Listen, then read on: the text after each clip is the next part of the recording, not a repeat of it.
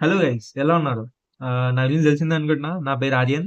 నేను బీటెక్ చేస్తున్నా. ప్యారలల్‌గా ఈ డిగ్రీ గూడా ఐఐటీ మద్రాస్ డిగ్రీ గూడా చేస్తున్నా. సో, ఈ వీడియో థంబ్‌నెయిల్ అప్పుడే చూసి ఉంటారు. థంబ్‌నెయిల్, టైటిల్ చూసే ఉంటారు. ఈ వీడియో ఏందంటే నార్మల్‌గా అసలు ఏ ఎగ్జామ్‌లోనైనా ఐఐటీ మద్రాసే కాదు, ఏ ఎగ్జామ్‌లోనైనా ప్రతి ఎగ్జామ్‌లో పాస్ ఎలా కావాలి? సో, ఫస్ట్ అయితే మనం ఐఐటీ మద్రాస్ గురించే మాట్లాడుకుందాం. ఐఐటీ మద్రాస్ కాదు, ప్రతి దాంట్లో ఇవే స్టెప్స్ ఉంటాయి. కానీ మీరు ఫాలో కావాలంతే. సో, ఫాలో కావండి ఫస్ట్‌గా. ఫస్ట్ నార్మల్‌గా నేను ఒక 5 పాయింట్స్‌లో డిస్కస్ చేస్తా. అంటే ఇక్కడ రాసుకున్నా నేను. అందుకే ఇక్కడ చూస్తున్నా. ఓ 5 పాయింట్స్‌లో డిస్కస్ చేద్దాం. సో, స్టార్ట్ చేద్దామా? స్టార్ట్ చేద్దాం. సో, ఫస్ట్ పాయింట్ వచ్చేసి know your grading policy. Grading policy అంటే నేను ప్రతి వీడియోలో చెప్తా నేను గ్రేడింగ్ పాలిసీ అని. ఆ గ్రేడింగ్ పాలిసీ అనేది డాష్‌బోర్డ్‌లో ఉంటది. మీ కోర్స్ ఆబ్జెక్టివ్ చూసుకుంటే అక్కడ ఒక సెక్షన్‌లో గ్రేడింగ్ పాలిసీ అని ఉంటది. సో, దాంట్లోకెళ్ళండి. మీకు ఆ వెయిటేజ్ మొత్తం తెలుస్తది. క్విజ్ 1కి ఎంత వెయిటేజ్ ఉంది, క్విజ్ 2కి ఎంత వెయిటేజ్ ఉంది, ఫైనల్‌కి ఎంత వెయిటేజ్ ఉంది. లేదంటే ఇంకా ఎక్స్‌ట్రా ఏదైనా ఎగ్జామ్స్ ఉంటే దానికెంత వెయిటేజ్ ఉంది. సో, అది ఫాలో కావాలి మీరు. సో, దాన్ని పక్కన ఒక బుక్‌లో రాసుకోండి. లేదంటే ఫోన్‌లో ఎక్కడనో అక్కడ రాసుకోండి. నెక్స్ట్ పాయింట్‌కెళ్ళిపోదాం. అది ఫస్ట్ పాయింట్. సెకండ్ పాయింట్ అంతే. ఫస్ట్ పాయింట్ అంతే. Simplest and easiest point. First point. Know your grading policy. అంతే. మీరు ఆ గ్రేడింగ్ పాలిసీ ఒకసారి చూడాలంతే మీరు. ఒక సగం కంటే ఎక్కువ మంది ఐఐటీ మద్రాస్ స్టూడెంట్స్ ఎవరు చూడరు ఆ గ్రేడింగ్ పాలిసీ. ఎందుకంటే వాళ్ళకి తెలీదు అక్కడ ఉందని. సో, అది చూడండి ఫస్ట్. సెకండ్ పాయింట్ వచ్చేసి ఫైండ్ రిసోర్సెస్. రిసోర్సెస్ అనగానే మనకి చాలా ఉంటాయి. లైక్ మీ ప్రీవియస్ ఇయర్ క్వెషన్స్ కావచ్చు, నోట్స్ కావచ్చు, షార్ట్ నోట్స్ కావచ్చు, ఇంకేదన్నా ఇంపార్టెంట్ వీడియోస్ కావచ్చు, ఇంపార్టెంట్ క్వెషన్స్ కావచ్చు. ఇలాంటివన్నీ రిసోర్సెస్ అంటారు. ఈ రిసోర్సెస్ ఫైండ్ చేయడమే చాలా టఫెస్ట్ జాబ్. సో, ఒకవేళ ఈ రిసోర్సెస్ అనేవి మీరు అంటే కనుక్కుంటే, అంటే అంతా అన్నిటికి దొరికించుకొని ఒక దగ్గర పెట్టుకుంటే, మీరు పాస్ అయిపోయినట్టే ఇంగ.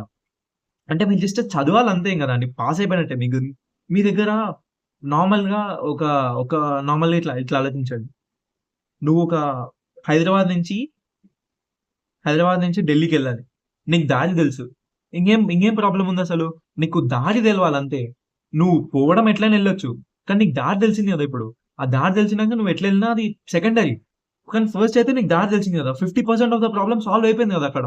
నువ్వు జస్ట్ 50% నువ్వు వెళ్ళడం అంతే. ఆ మిగతావే 3 స్టెప్స్. సో, ఫస్ట్ 2 స్టెప్స్ అనేవి జస్ట్ దారి తెలుసుకోవడం. మరి నీకు దారి తెలిసిందిప్పుడు.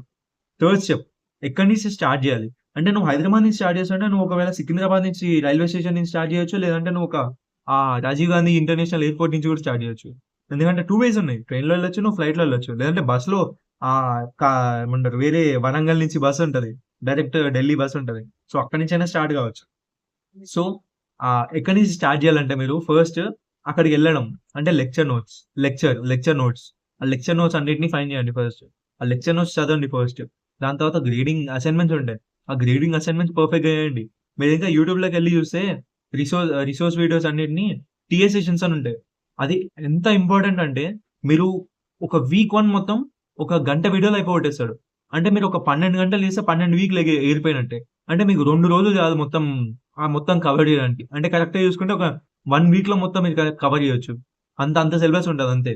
కానీ మనకెంత ఇస్తున్నారు? 3 మంత్స్ ఇస్తున్నారు. 3 మంత్స్‌లో మనకెంత 1 వీక్ సిలబస్ కంప్లీట్ చేయమంటున్నారు. సో, మనకి చాలా ఈజీ అది. సో, టీఎస్ మొత్తం కరెక్ట్‌గా చూడండి. ప్రతి వీక్‌కి, ప్రతి సిలబస్‌కి, ప్రతి కోర్స్‌కుంటది ఆ టీఎస్ సెషన్ అనేది. మీరు దొరకబట్టాలంతే. అంటే మీరు ఎళ్లి సెర్చ్ చేయాలి. కరెక్ట్‌గా సెర్చ్ చేయాలంతే. కొంచెం తెలంగాణ యాసొస్తుంది. మీరు కరెక్ట్‌గా ఫైండ్ చేయాలంతే. సో, సెకండ్ ఏందంటే గ్రేడింగ్ అసైన్‌మెంట్స్ చేయండి. పర్ఫెక్ట్‌గా చేయండి. లైక్ ఇప్పుడు ఆ గ్రేడింగ్ అసైన్‌మెంట్స్ అనేది ఇప్పుడు మార్క్స్‌గా ఇంక్లూడ్ చేయట్లేదు. సో, మీరు రాంగ్ చేసినా పర్లేదు కానీ మీ ఓన్‌గా చేయండి. ఏఐస్ వాడకండి. మీరు ఏఐస్ వాడుతున్నారని ఇప్పుడు వాళ్ళు గ్రేడింగ్ పాలిసీ నుంచి గ్రేడింగ్ అసైన్‌మెంట్ తీసేసిండ్రు. అంటే అది మీకు ఫైనల్ ఎగ్జామ్స్‌లో వర్క్ కాదు. కానీ ఇంకో తెలివైన పని ఏం చేసిండ్రంటే ఆ గ్రేడింగ్ అసైన్‌మెంట్ క్వెషన్సే ఒక 5-10 మార్క్స్ దాంకా ఈ క్విజ్ 1, క్విజ్ 2లో పెట్టిండ్రు. ఇంకా ఎంటర్మ్‌లో గూడా. ఎంటర్మ్‌లో 20 మార్క్స్ అంట. మిడ్ 20 మార్క్స్ అంట మొత్తం గ్రేడింగ్ అసైన్‌మెంట్స్‌వే. సో, డైరెక్ట్ క్వెషన్స్ ఒస్తాయి. మీ గ్రేడింగ్ అసైన్‌మెంట్స్ ఏమున్నాయో అవే డైరెక్ట్ క్వెషన్స్ ఒస్తాయి. సో, మీరు ఆ 20 మార్క్స్ ఈజీగా తెచ్చుకోవచ్చు గదా! సో, గ్రేడింగ్ అసైన్‌మెంట్స్ కరెక్ట్‌గా చేయండి. మీ ఓన్‌గా చేయండి. కాకపోతే చాట్‌జీపీటీని అడగండి. ఫోర్త్‌ది give your full efforts for quiz. నేను చెప్తున్నా మీకు ఒకవేళ ఎగ్జామ్ మొత్తం అదొక ఏమంటారు ఈ పేపర్ మొత్తం ఫైనల్ మార్క్స్ ఉంటాయి గదా! ఫైనల్ మార్కింగ్‌లో ఇదొక 50% అయితే ఫైనల్ మార్క్స్ ఒక 50% అయితే ఈ క్విజెస్ మొత్తం 50% అయితది.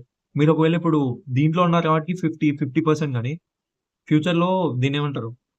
డిప్లొమాకొచ్చినాక మీకు 30% ఉంటది ఫైనల్ ఎగ్జామ్ మార్క్స్. మిగతా 70% మొత్తం ఇదే. ఈ క్విజ్ 1, క్విజ్ 2 ఇంకా వేరే ఎగ్జామ్స్. సో, ఈ ఈ సైడ్ ఎగ్జామ్స్ మీద ఎక్కువ కాన్సంట్రేషన్ పెట్టండి మీరు. సో, దాంట్లో ఫుల్ ఆన్ ఫుల్ తెచ్చుకోండి. ఎందుకంటే ఈజీ, తక్కువ సిలబస్. ఎంటమ్‌కి 12 వీక్స్. ఫస్ట్ క్విజ్ 1కి ఈజీగా తెచ్చుకోవచ్చు. 4 వీక్సే. ఆ 4 వీక్ గట్టిగా చదువుకుంటే మీకు ఆ ఫుల్ 100 మార్క్స్ వస్తాయి. అదెంత హెల్ప్ అయితదో తెలుసా మీకు? లైక్ డైరెక్ట్ ఇట్లా రైజ్ ఉంటది మీ మార్క్స్‌లో. సో, ప్రతి ఒక్క టాపర్ అదే చేస్తాడు మెయిన్. నార్మల్ బయట ఎగ్జామ్స్‌లో గూడా మిడ్ టర్మ్స్ ఇంకా వేరే నార్మల్ సైడ్ క్విజెస్ ఇవన్నీ కరెక్ట్‌గా పర్ఫెక్ట్‌గా చేస్తాడు. సో, ఎండ్ టర్మ్‌లో అంత భయపడడు. ఇదే అందరూ చేసేది. సో, ఫోర్త్‌ది మీరు మొత్తం ఫుల్ ఎఫర్ట్స్ చేయండి క్విజెస్‌కి. సో, ఫిఫ్త్ పాయింట్ వచ్చేసి ఎంజాయ్ యువర్ ప్రోగ్రెస్. మీకెంతొస్తే అంత. ఫస్ట్ మీరు పాస్ గావాలి. ఫస్ట్ అయితే మీరు పాస్ గావాలి. అది మీ మెయిన్ గోల్. సో, ఈ ఎగ్జామ్‌కి నువ్వు పాస్ అయినావు. నెక్స్ట్ ఎగ్జామ్‌కి ఏం చేయాలి? బి గ్రేడ్ తెచ్చుకోవాలి. లేదంటే డి గ్రేడ్ తెచ్చుకోవాలి. సి గ్రేడ్ తెచ్చుకోవాలి. పాస్ అంటే ఈ గ్రేడ్. నెక్స్ట్ నెక్స్ట్ దానికి ఏం రాయాలి? డి గ్రేడ్ తెచ్చుకో. నెక్స్ట్ దానికి సి గ్రేడ్ తెచ్చుకో. నెక్స్ట్ దానికి బి గ్రేడ్ తెచ్చుకో. ఆ ప్రోగ్రెస్ అనేది ఎంజాయ్ చేయాలి నువ్వు. సో, నార్మల్‌గా నేను తెచ్చుకున్నా చాలులే పాస్ అయిపోతున్నా పోతున్నా కాదు. నువ్వు ఎంజాయ్ చేస్తే నీకు ఇంకా ఎక్కువ తెచ్చుకోవాలని ఉంటది. సో, మిగతా ఫస్ట్ 4 స్టెప్స్ పర్ఫెక్ట్‌గా చేస్తావు నువ్వు ఒకవేళ నువ్వు ఎంజాయ్ చేస్తుంటే. ఈ ఫిఫ్త్ స్టెప్ చాలా మేజర్ రోల్ ప్లే చేస్తది. సో, నువ్వెంత పర్ఫెక్ట్‌గా నువ్వు ఎంజాయ్ చేస్తున్నావు అని చూస్తేనే ఎంత ఎంజాయ్ చేస్తున్నావో దాన్ని బట్టే నీ ప్రోగ్రెస్ అనేది డిపెండ్ అయి ఉంటది. So, always enjoy your progress. Stay hard, stay consistent. That's it. అంతే.